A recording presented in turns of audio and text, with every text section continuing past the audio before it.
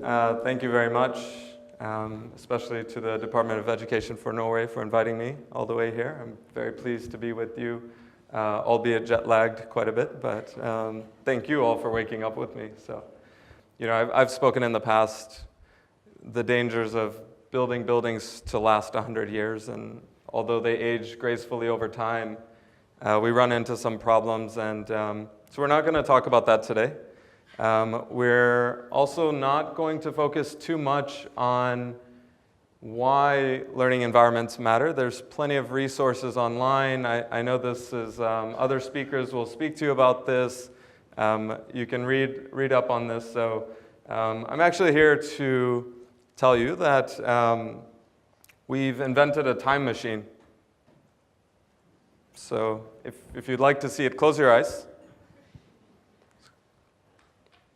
So some eyes are still open, so maybe not so curious. So close your eyes, everyone. Now open your eyes. It's 1985. So of course our American time machine has its limitations. So this is how far we get. So now this is school in 1985. Take a very careful look at the students, what they're doing. Look at their expressions, their faces.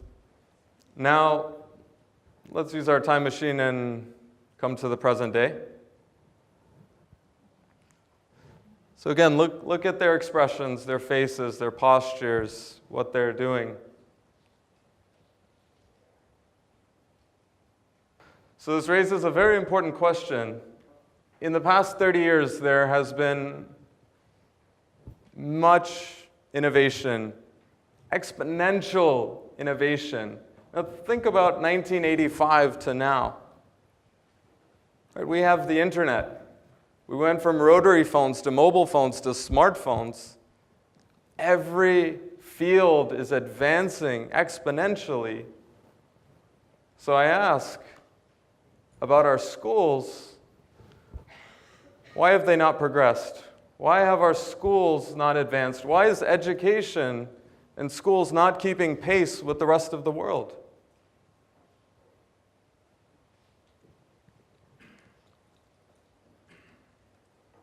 So to really understand why we have this problem, let's look at the design process. How do we build schools? How do we create schools? So by now, I think we all know that form follows function, right? That in good design, first you have a function, you understand what the function is, and then you design for that. And in fact, as the name of our conference suggests, that we know actually in our case with schools that form needs to follow learning. Yeah? Okay, so we know this. Let's see where this has gotten us. Yeah, this process. So really we have to first think about how do we define learning? So in 1985, in this scenario, when they came up with this space, when the architects, the educators worked together to create this space, the way they defined learning was lecturing, reading, testing. Yeah, so you get this space. It works for those purposes, let's say. Now, in the modern day, we have something that looks quite similar, hasn't changed much. So if we look at the design process, the way learning is often defined today by educators, by the global community of educators and architects, is often collaboration, student-centered, adaptive. Watch out. These are buzzwords. Right? What does this mean? What is collaboration? Collaboration to me could mean something very different than to collaboration, for another headmaster. Collaboration in Bergen could mean something very different than in Oslo, right? So we need to be very careful. We need to really think through how are we defining learning? See, because when we define it in this way, we get this. And this is not advanced. This is not progressing like everything around us. In fact, education is starting to look like this. And when education is done well, it does look like this. Let's just go back and forth here so you can see. Right? We're designing this, but I think most of us would say, you know what, we want our students, we want our children to have this type of experience.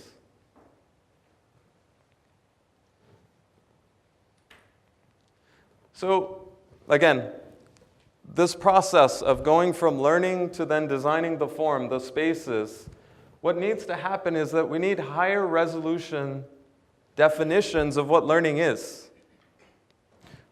We need to have more nuance in how we define what learning means to us. I mean, come on, we do this all day long. This is our lives.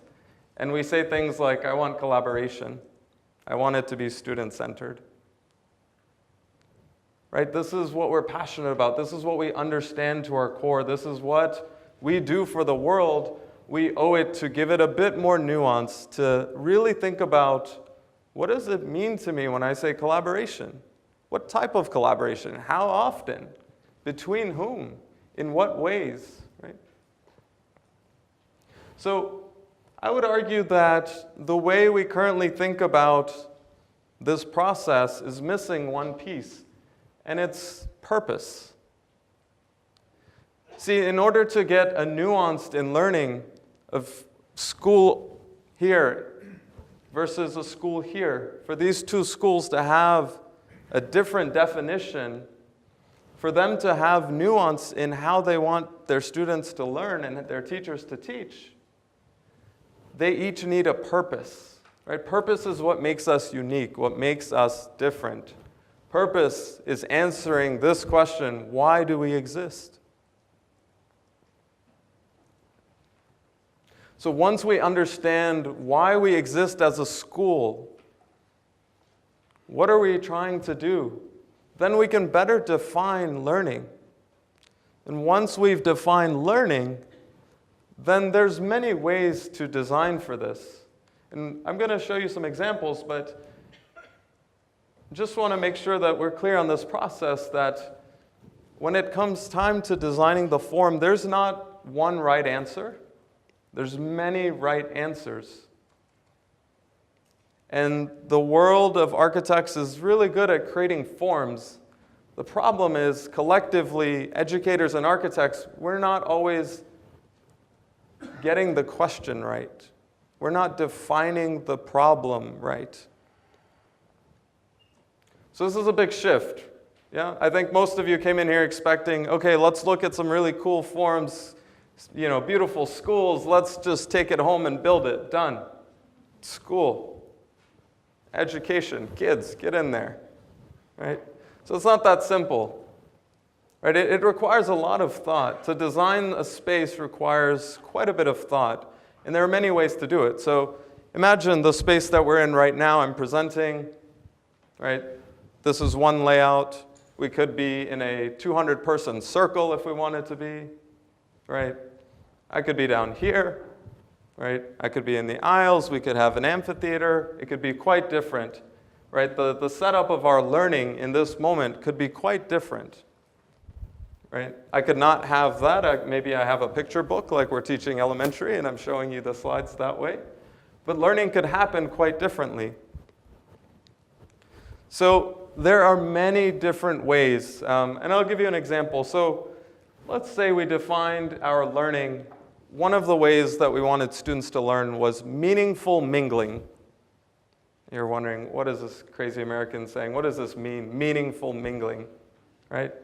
Now imagine as a headmaster of your school, you said, you know what? I think it's quite important that my 9th grade students are mingling with 12th grade students. I think this intergenerational, different ages, I think they need to be chatting. I think there's something good that's going to come of this. Great.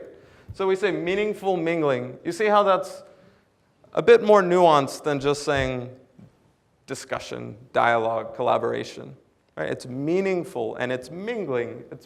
In a way, it's happening when you don't expect it. You're not sitting down to do it. Yeah?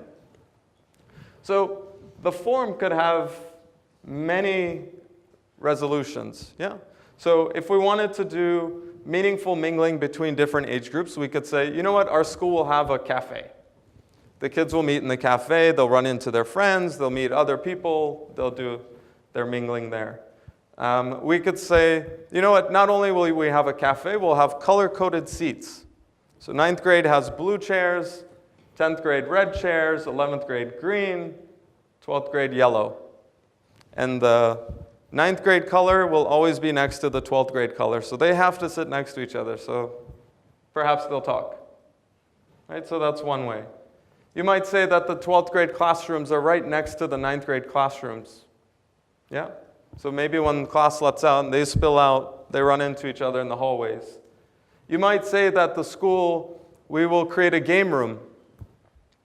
Right? Maybe, for a 12th grader, it's not so cool to talk to a 9th grader, but that 9th grader is really good at chess, and he wants to compete against me, and we meet in the game room.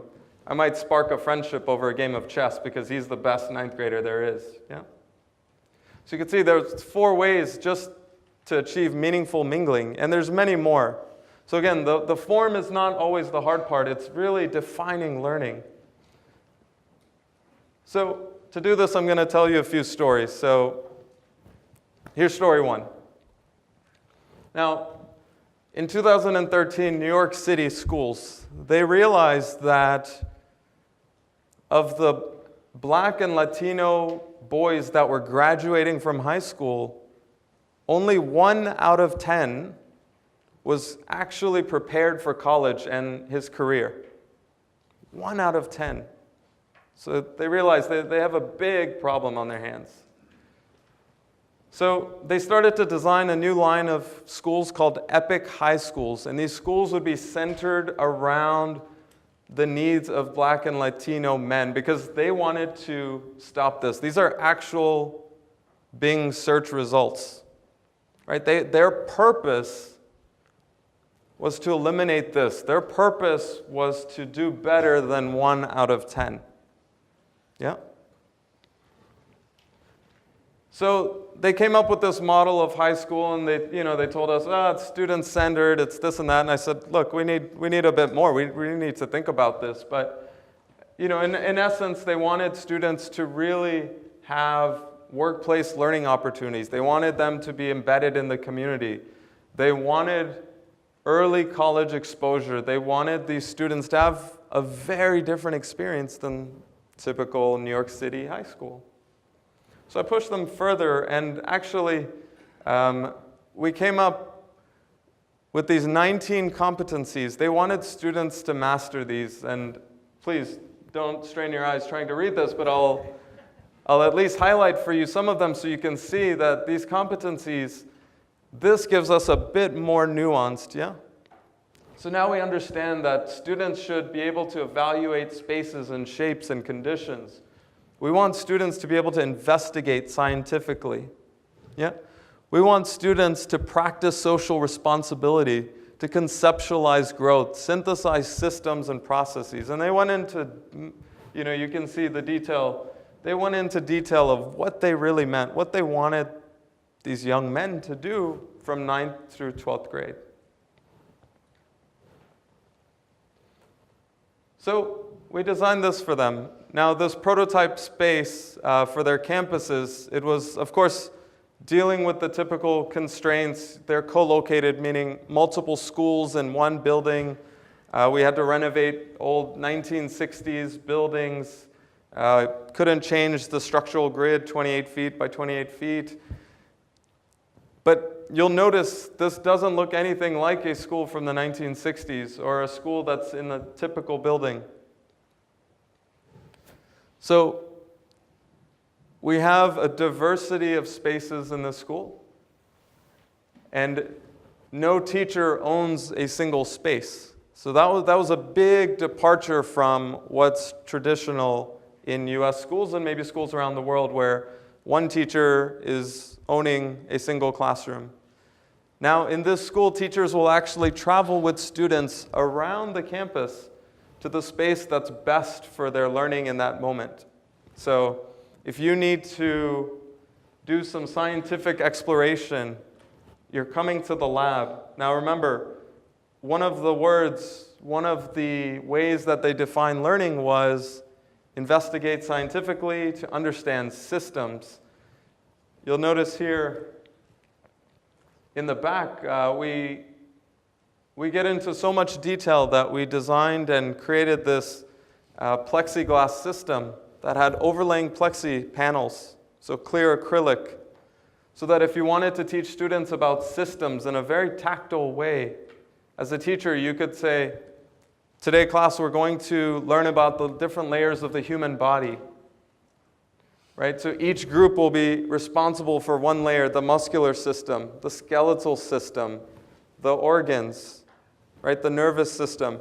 And we have to design this body so that when all of the layers come together, I know that the rib cage is protecting my heart and lungs. Right? It's a very tactile way. It's a tool in the classroom to help teach systems. With that same tool, we could teach about urban planning. The city is made up of systems. You have your infrastructure and utilities and subways. And then you have your street network. And you have houses and buildings and green spaces and public spaces. And so that level of detail of understanding this is what the school, this is how they define learning. Let's make sure they can teach in that way. Let's make sure they don't have a generic science lab or a generic science class, because to them, they need to learn about systems. In fact, in the back, you can see it's a periodic table of elements that the girl is standing at. These were clear boxes, and so students could bring household items and put it in the box for the element that it had in it. So you could bring a bar of soap, figure out which element, was in soap and stick it in there. So over the course of the semester, this entire periodic table fills up, the students build it up, and every time you come in, you learn something new, you understand something different. So it's getting to that level of detail and nuance. Now remember, one of their competencies was to communicate ideas.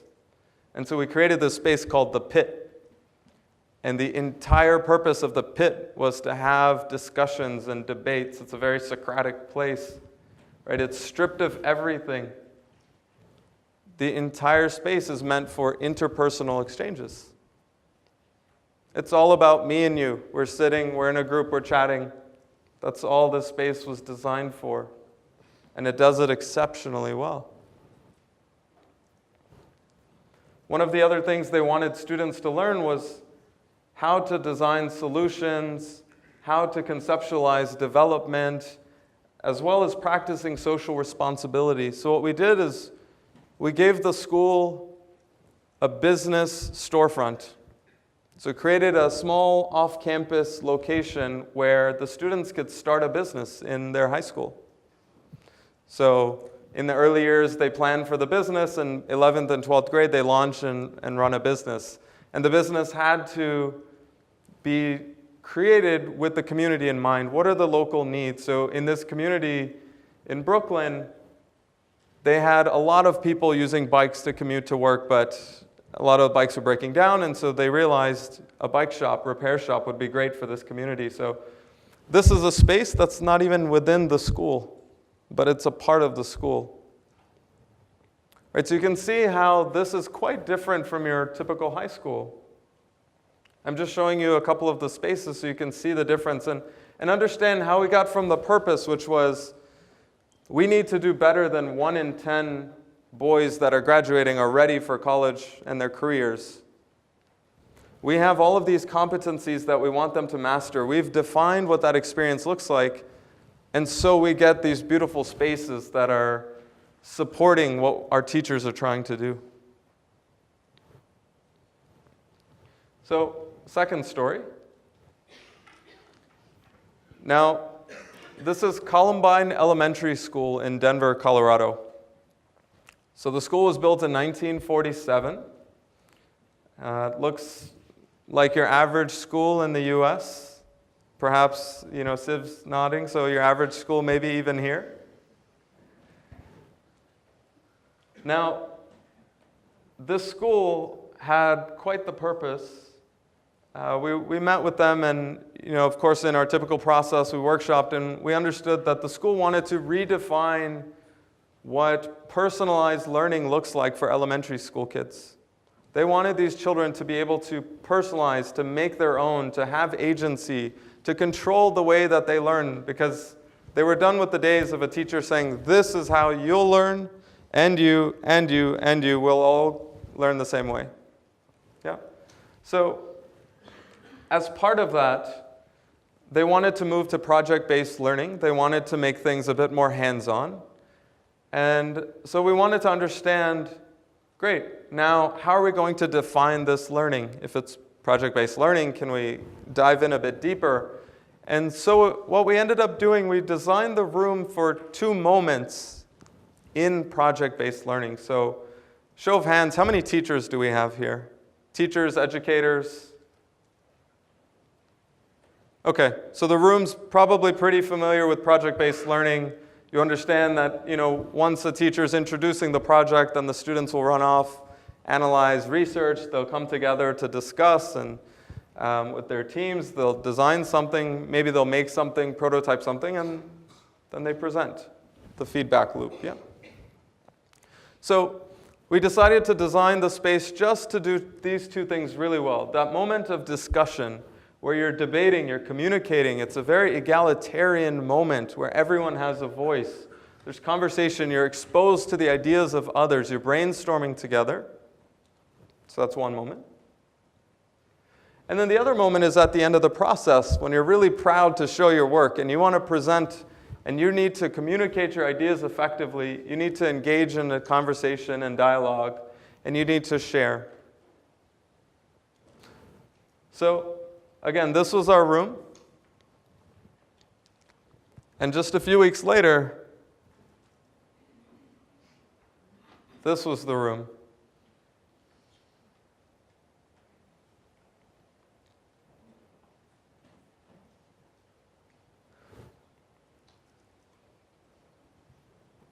So now, remember, this room was the place where students would come together to collaborate, but they wanted to go beyond that word. Remember, that's just the buzzword. So they wanted to teach students not just to collaborate, but to understand what role you play on a team. Hopefully that translates into the rest of their lives when they are in the workforce, with their families. They always understand, I have a role. And so we created this wall where when students walk in, there's 5 roles that the teachers have defined on a collaborative team. Right, so you could be, on Monday, you could be the facilitator. So you walk in and you grab your facilitation pad. It's got some notes and a few tips and guides on how to facilitate your group. Maybe on Tuesday you're the timekeeper, so you got your stopwatch. You're going to make sure, hey, no running over today. Right, on Wednesday, perhaps you're a reporter. So we have a big scroll, really celebrate. Right, you're going to scribe, you're going to take notes, and you're going to report back to the whole class. Hey, this is what my group did today. This is what we think. Right, and perhaps you're a note taker one day, and finally contributors. Right, we have cue cards for these young students, 3rd graders, 4th graders, to help them. If you're in the group and your role today is a contributor, here's some potential questions you can ask your group to make sure you're doing well. Right? One of the other things they wanted to do is exposure. In that moment of discussion and debate and ideation, it's not just about listening to one another, but it's listening to those from around the world. So we created this space called the Skype Mountain. Right? And on this mountain, students would get up there and they could Skype in any expert from around the world on the topic they wanted to learn more about, the topic they were discussing, they were having issues with.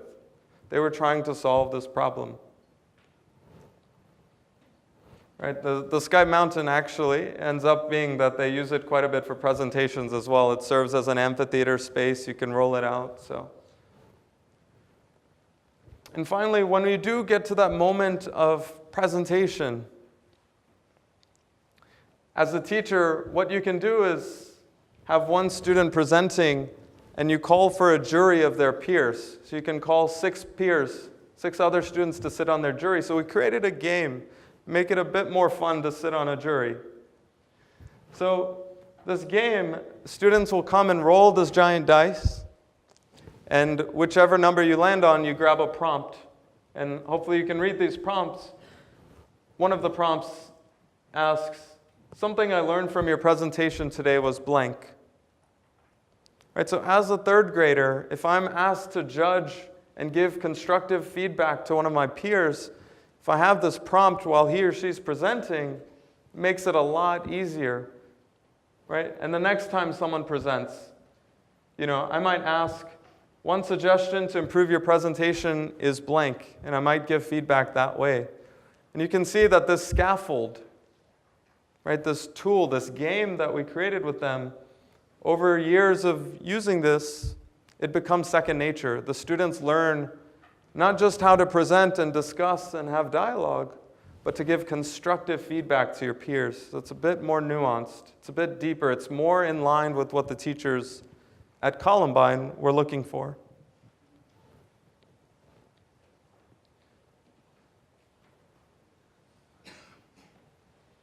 So our third story starts off rather bleak. In the US, contrary to many parts of Europe, our system relies heavily on punishment for those that have made mistakes in their lives. So this idea that if someone commits a crime one time or someone has wrongdoings, that they are not rehabilitated, but rather they're punished. So our justice system leans in this direction. Now, we were working with the foundation, the Reset Foundation, and their entire mission was to break this cycle, to get away from this cycle where men were being sentenced to prison, men and women, but in their case, working with men, sentenced to prison for years at a time, just wasting away, not becoming better, but rather regressing. And in fact, there's a term in the US that's unfortunately quite popular called recidivism. So recidivism is when a prisoner is released, they complete their sentence, and within a couple of years, they end up back in prison. This happens quite often because, frankly, when you're in the prison, there's not much development going on. There's not much betterment. It's not a good place. So the Reset Foundation moved into this old warehouse space. This is what it looked like. And it was in this space that they wanted to do a few things. So what they do is they divert young men who are ages 18 to 24. They take them out of the prison system. They get approval from the judges for this. And they take these men in. And they live with them for 3 years. And they teach them. And they rehabilitate them. And their focus is on making sure that these men can reset their lives so that when they go back into their communities a few years later, they can positively contribute and not end right back up in prison. So it was in this space that, according to them, they wanted to cultivate healthy relationships. It was in this space that they wanted students to learn how to design their futures. It was in this space that they wanted students and these young men with troubled pasts to think about how they could contribute to their communities. It was in this space that they wanted to give these young men training and opportunities for work. And it was in this very space that they wanted students to have independence. And you'll pardon me, I've gotten in the habit of calling them students. But these are young men with pretty rough backgrounds, rough childhoods, and troubled pasts who are now students at Reset. So we took this space, and this is what we did to it. So the space has a combination of learning spaces, lounge spaces, living rooms, conference rooms, libraries. It has an interior garden. It's got a nice dining area. It's got places to meet with families and potential employers. So you can see, this is in the morning. They have a tradition called Harambe, where they get together in the morning and have a check-in with everyone, how they're feeling, how are they progressing, how are they advancing, what are their concerns, what are they going to work on and think together on. So you can see them doing this in the library. Now, as I flip through these images, I want you to keep in mind, in the back of your heads, this is an alternative to prison. Consider the contrast here.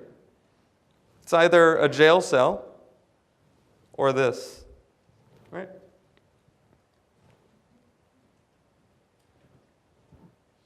We created this large map of the area for them in the lounge space. It's a magnetic map where the students and teachers, they can map out different phenomenons and needs in their community so that they can actually think about others outside of themselves. They can, again, this idea of taking care of one's community, being a positive contributor, they start teaching this quite early. You can see the level of independence that the students have here is unparalleled to prison. In fact, they're very big on relationships. Right? They have a lot of daily one-on-one mentoring and coaching. So we created these little houses, these rolling huts. So we have a few of these in there where they can have somewhat private conversations, can really focus on one another, feel that safety and security of a home, albeit symbolic and on wheels and open on both sides. But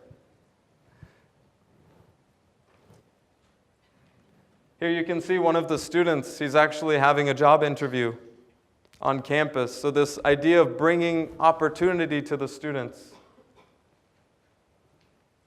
Right? This doesn't happen in prison. And it doesn't happen in just any abandoned warehouse. And it doesn't happen unless we're very clear about what is our purpose.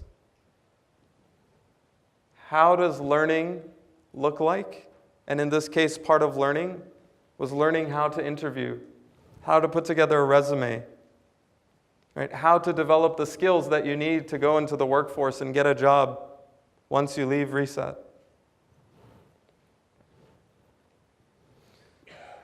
Last story.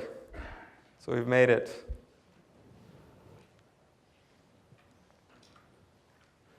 So the largest tech company in the world approached us. It's not our usual, Tuesday morning phone call.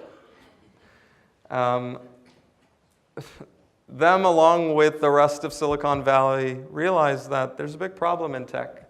There's no diversity.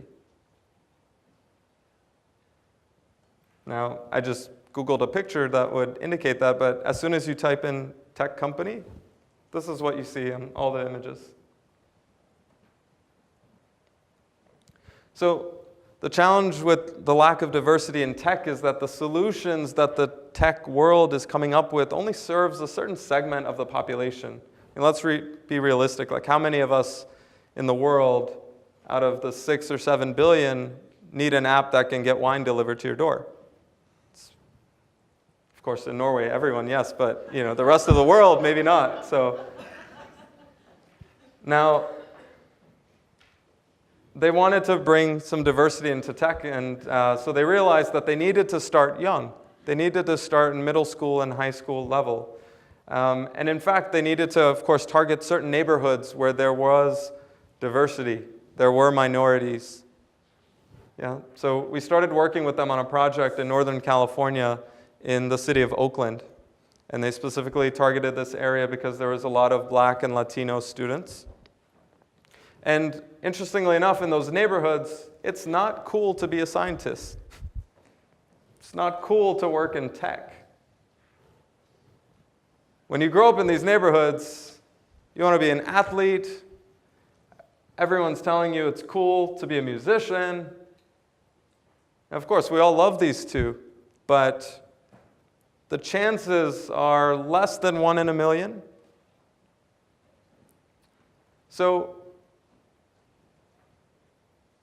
this tech company wanted to make it this cool to be in tech. It's quite a challenge. Make tech as cool as LeBron James and Jay-Z's big undertaking.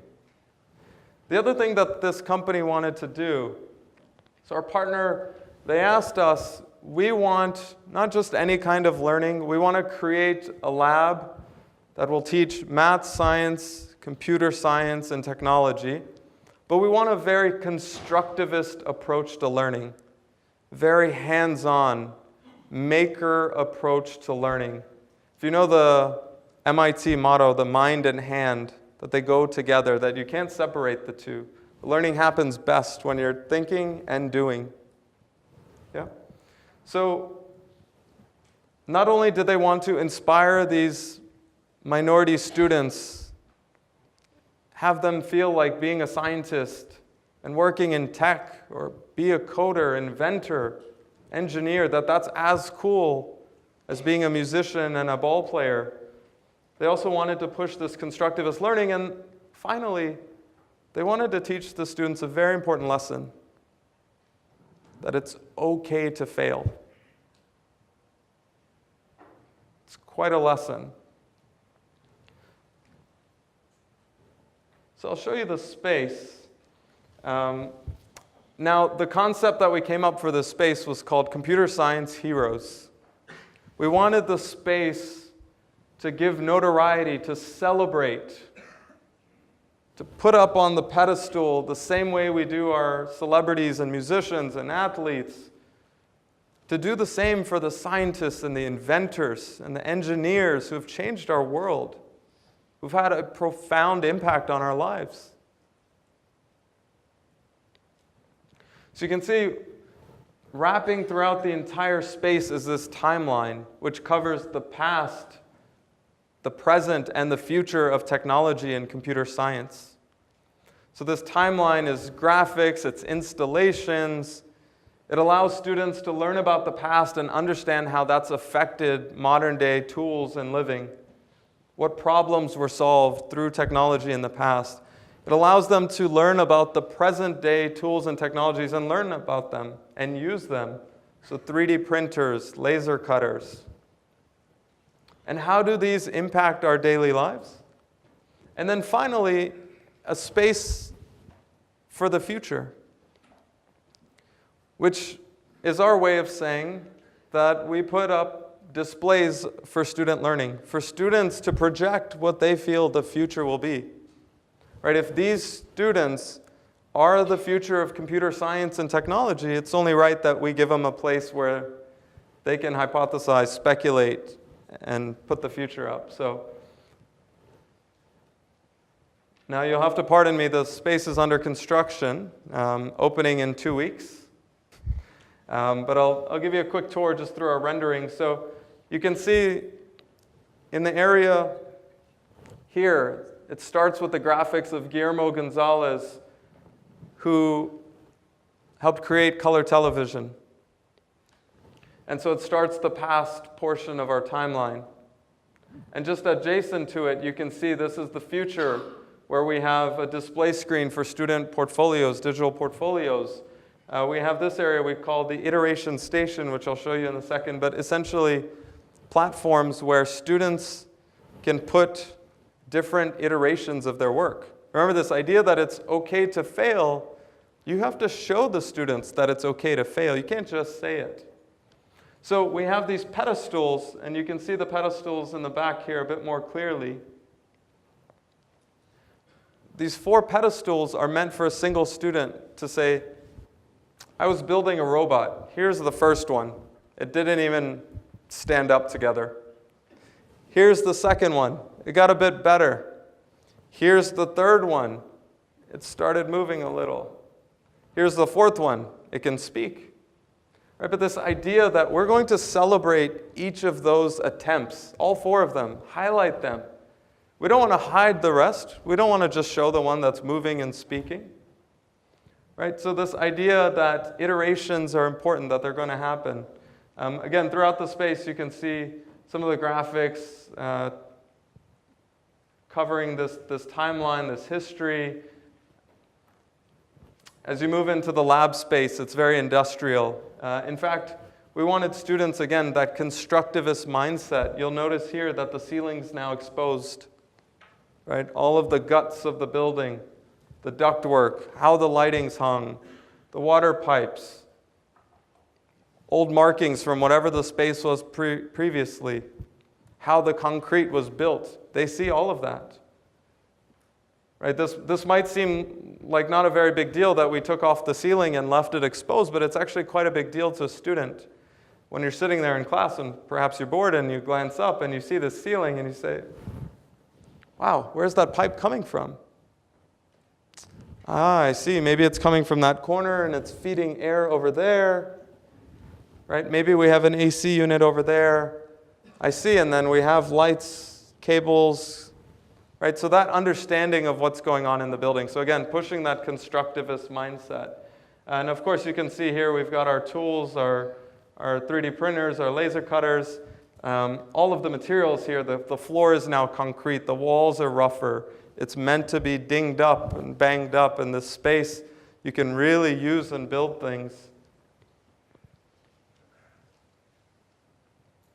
So again, really understanding, it's not just teaching computer science and technology, but it's doing it with a constructivist mindset. Teaching kids it's okay to fail and have different attempts. So I'll bring us back to this. It's quite important that we remember this process, and I hope by now you can see that the form takes many different shapes and sizes. There's not one right answer to what makes a good learning space.